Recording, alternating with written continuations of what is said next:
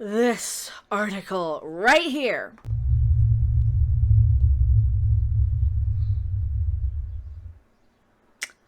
Oh yes, you knew I'd tackle this article. I talked a little bit about this. Hello, microphone, come closer so you can hear my full rage and ranting. Who am I? I'm Mecha. I am a consumer advocate here on YouTube. I am older than I look. I watched She-Ra and played with all the toys back in the day. I consider myself not the hardest core Masters of the Universe fan out there, but I certainly enjoy the universe and the action figures. I've been collecting the crap out of them. Kevin Smith, stop! You're like a few other people that I could talk about. Kevin Smith has a message for angry He-Man fans. Grow the F up. Is he right? Is he right? I think I might have overreacted on some of this. And that was I don't want people to think that I'm defending this show for enjoying it in the way that we'll get into the article. I gotta talk about this. Don't watch Masters of the Universe Revelations. They're screwing up He-Man. They're doing all of this Hollywood garbage. There are moments that are very, very woke. There are moments that are very, very genuine, and I really identified with. And as a hot-headed redhead who gets a little emotional and overreactionary sometimes, I identified a lot. And I'm embarrassed to admit it. And I'm embarrassed about how much I saw myself in Teela and in the show. And that's probably why I enjoyed it. And it hit really close to home. A lot of these story arcs. Yes, the king really should have done a lot better of a job of realizing, oh crap, I lost my son who was also the freaking hero of the universe, right? Yes, they're sidelining He-Man and making it all about Teela. Yes, Kevin Smith has been lying by omission. Yes, all of these things. Yes, we had confirmation a long time ago it was going to be about Teela. Yes, we had plenty, like from Griffin Newman himself, we've had plenty of confirmation this is going to be a Teela series. Nobody was begging for a He-Man series to come back except for the people who own He-Man. So what's the one thing they can do? Drum up a lot of controversy by making it so damn divisive. And you know what? I've overreacted. I've certainly jumped the gun and gone do they just hate it because now it's a girl? I've certainly thought that because I fall into these things too. Because yes, I see myself in that character a lot. Is it how she would have behaved in the 80s? I don't think so. And a lot of my being really, really defensive and being the person who really should grow up on this. I really should grow up on this, and I know that is hearing, hey, you shouldn't be allowed to be upset. You shouldn't be allowed to have hurt feelings. That is not what I'm wanting to tell any of you. What did I knock over? That's not what I want to tell any of you. Be upset. It is perfectly fine to be upset with the marketing and the bullshit and Kevin Smith. It is perfectly fine to be upset with He-Man. It ruined a lot of expectations. A lot of people don't want to hate He-Man. Did you really have to bring it back? This is the problem when you have like the biggest He-Man fan of the universe doing, the behind the scenes, and I'm talking about the network, not Kevin Smith. There's a whole Variety article, actually. I'm going to cover this article on a live stream. It's very long. It's a very, very long read. But it gets into a lot of the backdrop of the He-Man stuff. And I just realized I'm not even fully green screened. I just wanted to start ranting. That's fine. I'm not going to do another take. I think this is perfectly fine. That explains a lot of where he was coming from, whose idea it was, what they were going to accomplish with this. I think they're accomplishing pretty much everything they set out to do. I think they're accomplishing every note and every studio decision that they want. We know Kevin Smith isn't a big He-Man fan. And I think they went with him because they didn't want a disagreeing opinion about how these characters would or wouldn't handle it after having 30 some odd years of lore, stories, comics, shows, fandoms, right? You have so many people. So this is the same thing with Star Trek. This is the exact same thing we do with Star Trek. We have so much attachment to this that every time they bring back these properties to extort and exploit our nostalgia, this is what happens. We always end up, and I'm sorry, I do have to grow the F up on this one, and don't watch Masters of the Universe Revelations. Really don't. Especially not until it's over. There's a lot of good in there, and there's a lot of bad in there. And it doesn't even want to focus on me when I'm praising it. There's a lot of stuff I really liked. I loved Orko overcoming fear, saying, hey, I'm not afraid anymore. That hit me too. I'm not afraid. He can't scare me. That hit me too, as a character I can identify with there. The Tila stuff, just feeling so betrayed and let down. I strip you of your title and banish you from the palace forever! By so many people you felt you could trust. And if I ever see you again, I will have you executed! The king was out of character. Tila, get this disgraced man-at-arms out of my sight! No.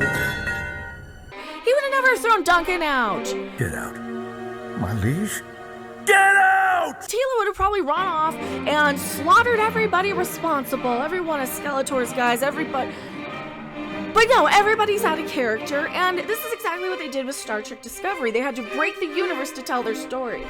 The difference here is that I'm enjoying it personally. Alright, so I'm enjoying it personally. But no, this isn't for, like, I had She-Ra. Why can't this be for the male He-Man fans? And I'm sorry I got a little bitchy over the weekend, and I'm sorry I got a little upset over this, and because I felt like I was getting kind of personally attacked for liking it. Is that like a personal attack or something? No, I don't think that's what you guys were doing. Because this show is a mess. We can all agree that this show is a mess. I can see that being on the side of things that said, hey, The Last Jedi, what did you do to Luke? And Star Trek, what did you do to Picard? What did you do to these characters? I see it, I get it, trust me. Kevin Smith, warning, this contains spoilers. He-Man dies in the first episode and the last. He's not gonna stay dead, I don't think. They're gonna bring him back somehow because he was mid-transform when he got... There's gonna be something, and Tila's probably gonna have to say, hey, I have the power, and she's gonna turn into a sorceress, and that's what's probably gonna happen. And I purposely avoided watching too much of the old series, so I wouldn't go in with a lot of judgment and expectations and notes and nods, because I know that's how I always end up not enjoying Star Trek and Star Wars and anything else I have. And tomorrow they're doing a trailer for Ghostbusters Afterlife. Please don't bait and switch and give us a bad thing. And there probably are. It's all going to be all about the kids, which we kind of know already. And I'm the person who cried at the Ghostbusters Afterlife trailer because of how bad 2016 was. He's lost his patience with a certain group of He-Man fans who are angry over the big twist in Masters of the Universe Revelation Part 1.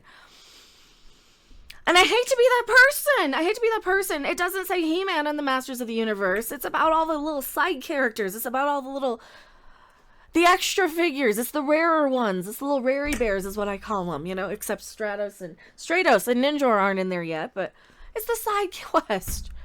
I don't mind seeing the character, but it's not a show for specifically me, because I was never obsessed with the He-Man lore and the story. He lost his patience, and we lost our patience with Hollywood and entitled directors who think they can just somehow tell whatever story they want to get their freaking Clerks series or movie on the ground, the third one. Yeah, it is a series now.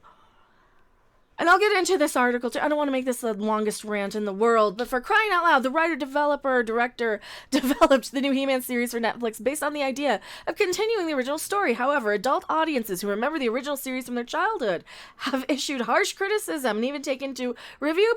And the review bombing is going both. I didn't review it on there. I just told you what I thought, and I recommended not to watch it because it does this shit. Here we go. This is what I said. And I'm going to get into this Variety article at another point in time here. Ted Biaselli. This is the guy from the network. This is the one I told you was the show was being made for specifically. It's being made for him specifically as a He-Man fan. He wanted to play with his action figures, but he wanted to break them and stab them and make them die, right? Now, is he one of those kids that said, oh, and now you're dead, and now you're dead, and then you bring him back to life in the next battle for the next adventure? that might be the case. But at the same time, this is why I think Star Trek says don't hire fans.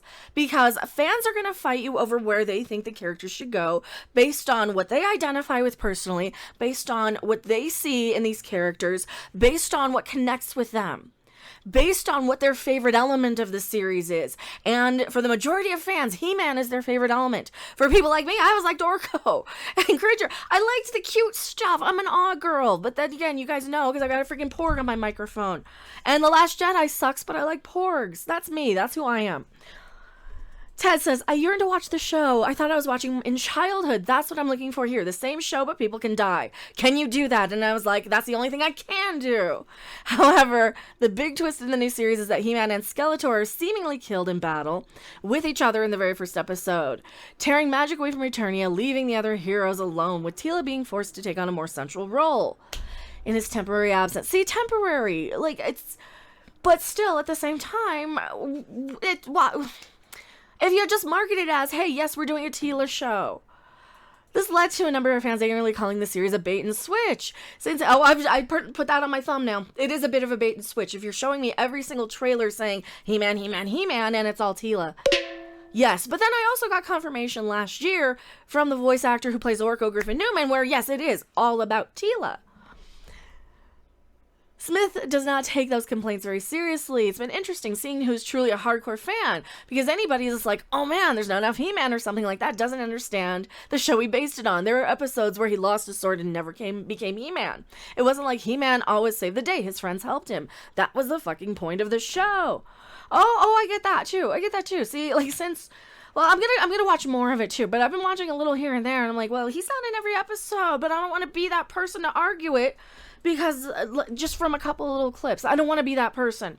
I see people online go, hey man, they're getting rid of He-Man. Like, you really fucking think Mattel Television, who hired me and paid me money, wants to do a fucking Masters of the Universe show without He-Man?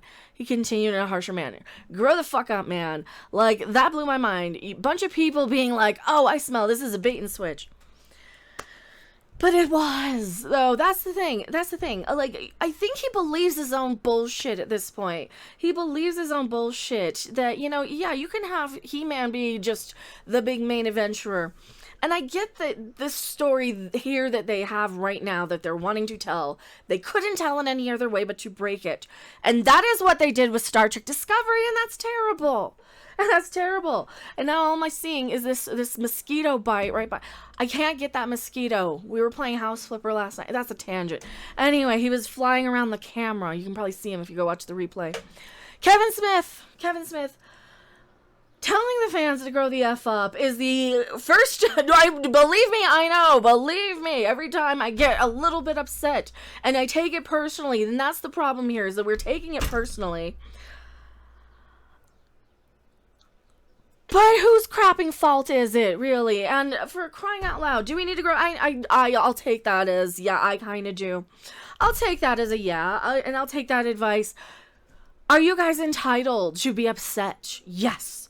1000%, right? They are stabbing He-Man in the back in front of you. Twice! Like, seriously. Yeah, and a lot of people are going to go and just focus on that and outrage and jump on the bandwagon who have no investment. Absolutely. And a lot of people are going to embellish what their reaction is one way or another just to get more you're going to see that. Thank you for subscribing. I really appreciate it.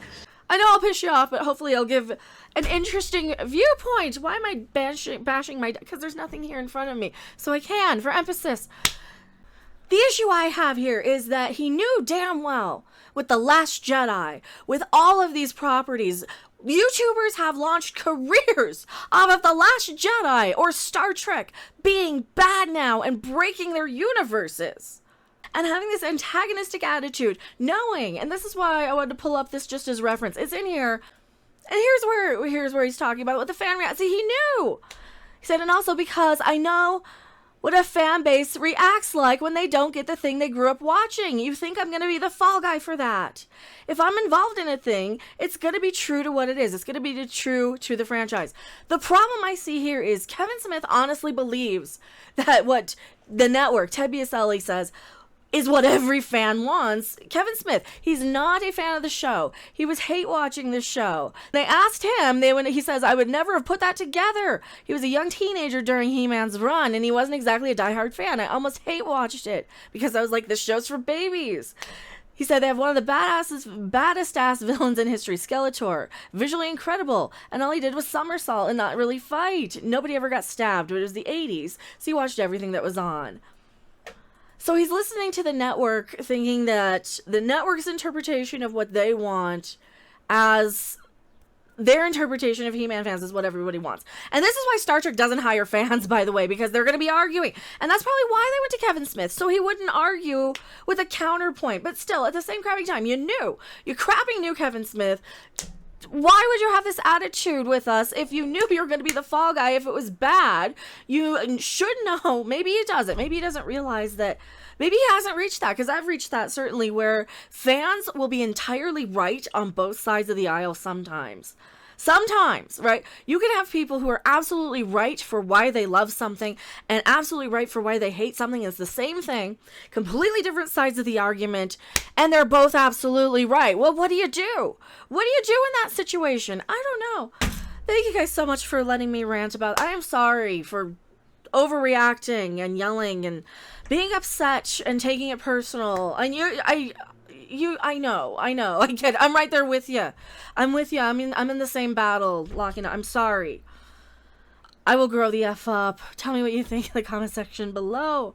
I'm Mecha. I'll see you guys later. Thanks for watching. If you liked it, make sure to hit that like button. And if you want to see more, don't forget to subscribe. See you in the next video. Bye!